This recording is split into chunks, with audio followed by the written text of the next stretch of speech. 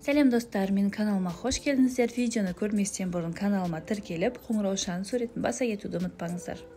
Каналымның дамуына өз үлестеріңізді қоса кетулеріңізді сұраймын. Қазіргі таңда біз кір сабынды киім жуғанда ғана көмекші құрал ретінде пайдаланатын болдық. Бірақ оның адам денсаулығына тигізер пайдасы мол. Видео барысында сіздер кір сабынның пайдасы туралы және көптеген қызықты ақпараттар білетін боласыздар. Адамның қолына тиген немесе ағаштың жаңқасы кіріп кеткен жағдайда оны инемен тескілеп жанымызды ауыртамыз. Осындайда кір сабынды жылы суға езіп, дәкеге қалыңдау етіп жағып тікен кірген жерге таңып қойсаңыз, 1 сағаттың ішінде тікен өзінен өзі сыртқа шығады екен. Егер шашыңыз қалың әрі ұзын болғанын қаласаңыз, онда мамандар шашыңызды кір сабынмен жууға кеңес береді. Су сабынды пайдаланып болған соң артынша басты кір сабынмен жуу керек. Содан соң суға 1-2 тамшы сірке суын қосып, шашты қайта жусаңыз, шаштың түбін қатайтуға көмектеседі. Оған қоса таз ауруына шалдыққанда дәрігерлер кір сабынмен жуынуға кеңес береді екен. Бетті аптасына 2 рет кір сабынмен жуу керек. Ол беттің тері қабатына терең сіңіп, бетті майланудан сақтайды. Кір сабынмен жуынғаннан кейін артынан балаларға арналған крем жағуды ұмытпаңыз.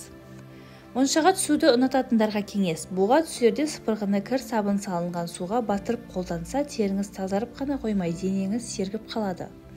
Моншаға түсудің адам денсаулығына пайдасы мен зияны туралы білмейтін болсаңыз, сілтемесін видеоның төмен жағына қалдырып кетемін.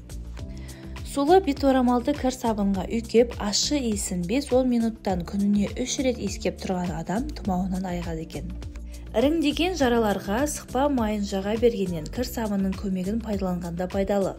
Ол үшін кір сабынды ірі күштен өткізіп, табаға ені 1 см етіп жаймалап салыңыз. Үстінен сабынның көлемінен 2 есе аспайтындай етіп су құйып, әбден қою болғанша баяу отта 1,5 сағат бойы қайнатыңыз. Суыған осы қоспаны жұқалап, қағаз бетіне жағып, жара үстіне дәкемен орап қойсаңыз жетіп жатыр. 3 күн қайталасаңыз, жараның іріңдеуі қойып, тез жазылып кетеді. Көгерген, жарақаттанған жеріңізді кір сабынмен жусаңыз, жараны асқынуына және микроб түсуінен қорғайды. Жараның бетін күніне 2-3 рет жусаңыз жеткілікті. Суға немесе отқа күйген жараға сабынды езіп шықсаңыз, ісікті қайтарып, ауырғанын басады. Дәрі-дәрмектен улы заттардан абайсызда уланғанда немесе сәбилер металл заттарды жұтып қойғанда азап сабын суын ішкізіп, ауруханаға жеткізуден бұрын шұғыл алдын алу шарасын жүргізуге болады. Оны қолдануда көңіл бөлетін тұстар: әсте көп мөлшерде ішкізіп жіберуге болмайды.